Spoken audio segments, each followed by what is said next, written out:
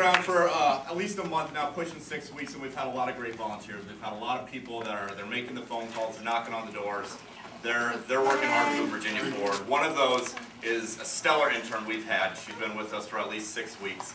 I'd like to bring her up here. She's going to have the honor to introduce the man of the evening. Kaylee Ponce, come on up.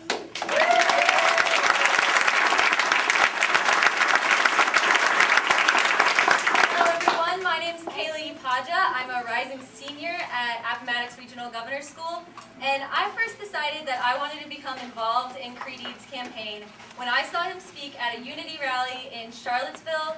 It was this past June, and after he spoke, I was just so fired up. You know, I wanted to do something.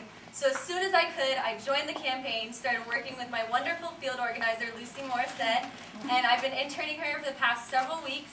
And you know, after tonight, I really think the rest of you are going to feel that same fire. So I expect to see all of you, making calls here at the office, knocking on those doors. That's where we need you guys. So without any further ado, I'd like to introduce the man of the evening, our next governor, Creedy.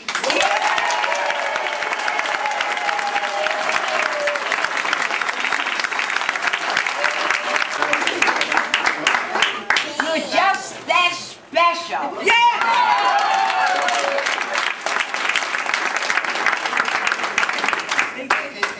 It's so good to see you. You think about how far we've come in the last handful of years. Think back to 2001, all we've worked for. Virginia, think about this. Of all the states, and Jody Wagner's my friend, she can tell you about this better than I could probably. 71 years, states have been grading, or states' creditworthiness have been graded by the federal agencies. Only one state, Virginia, has been AAA every year. Now, 2001 was the last year the other guys had complete charge.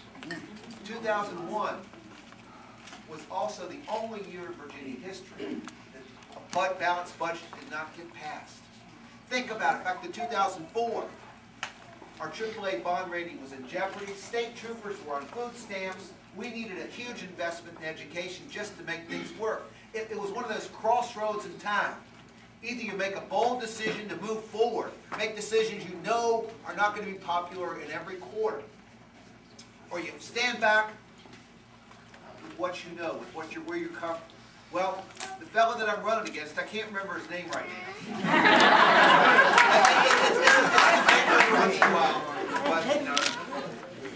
He chose one path, and I chose another, with Mark Warner, with Democrats and Republicans alike, who move Virginia forward. Friends, the differences this fall are so stark, they don't need to be described. The choices we have to make are critical. Think about it. We only have 61 days left to win this election.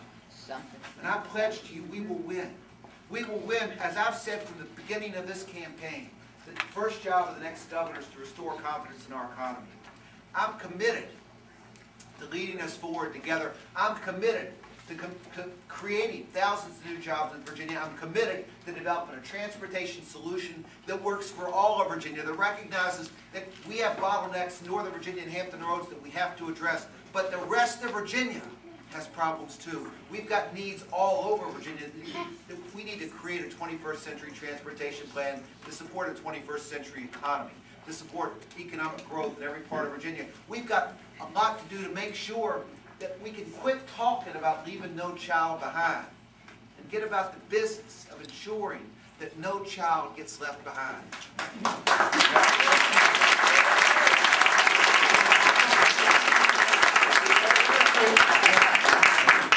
You heard the call. You heard the call.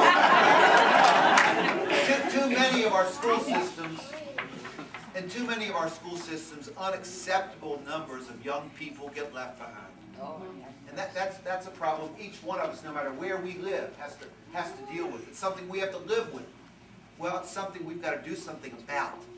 We're going to start next year. We've got to build on what Mark Warner and Tim Kaine have done.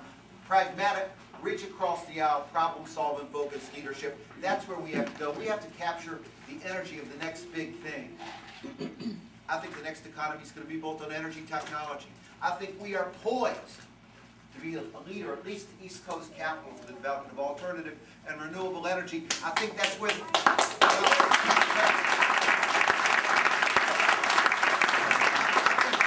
next generations of high-paying jobs are going to come. I think it's where the next big money's to be made. I think we can be the place where those ideas are developed. We can be the place where those technologies are developed. You know, it makes you so proud. It makes me proud.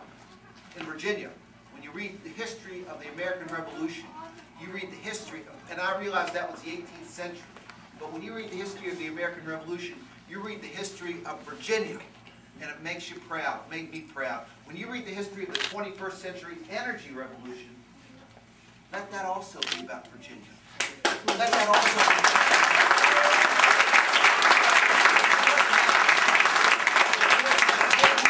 if we are going to build a transportation system that becomes a model for the nation, if we are to build the smartest workforce in the world so that we can do the smartest jobs in the world in the future in Virginia, we have to also make aggressive steps to make sure that higher education, that college is within the grasp of every single Virginian.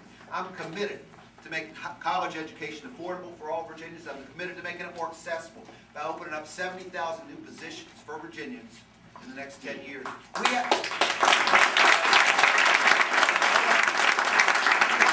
Here's the rub. Here's the rub.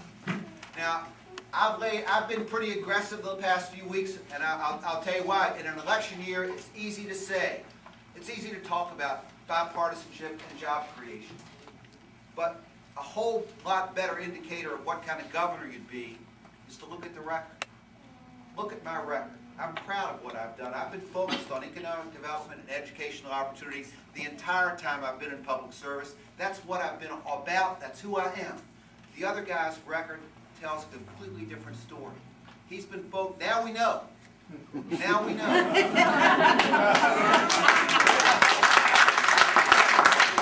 The thesis puts his record in context.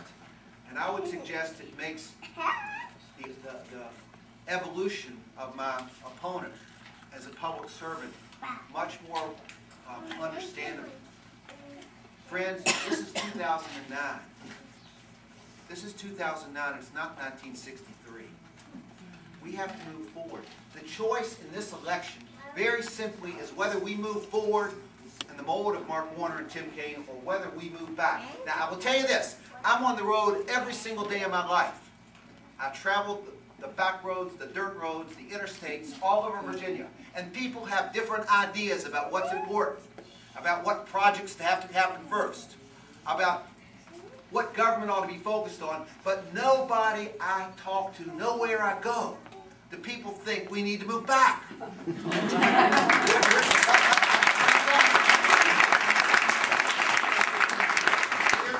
rub. We only have 61 days left to make a difference, to make this happen. Now, we have proven over the past few years that when we work together, we can accomplish anything.